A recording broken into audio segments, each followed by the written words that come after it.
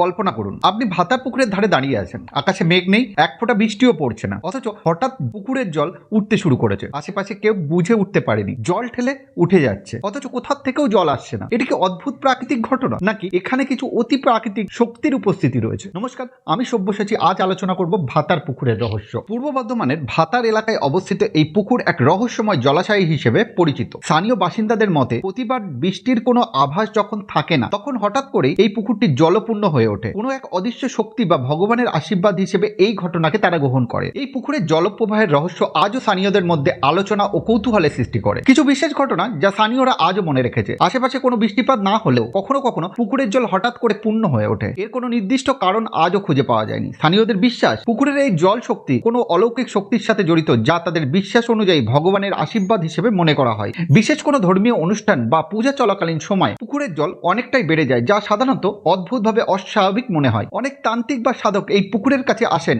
এবং এর আশেপাশে বিভিন্ন তন্ত্রমন্ত্রের সাধনা করেন। তাদের মতে পুকুরের বিশেষ শক্তি তাদের সাধনায় সহায়ক হতে পারে। বিজ্ঞানীরা হয়তো এটি প্রাকৃতিক কোনো জলধারা বা ভূগর্ভস্থলের জলস্তরের কারণে ঘটতে পারে বলে ব্যাখ্যা দিতে চাইবেন। তবে স্থানীয়দের জন্য এটি শুধুই রহস্যময় ও আধ্যাত্মিক অভিজ্ঞতা, যা তারা ভগবানের বিশেষ কৃপা হিসেবে দেখেন। আপনি কি কখনো এই পুকুরের পাশে দাঁড়িয়ে এই অলৌকিক জলপ্রবাহ অনুভব করেছেন, বা এটি কেবল স্থানীয় গুজব?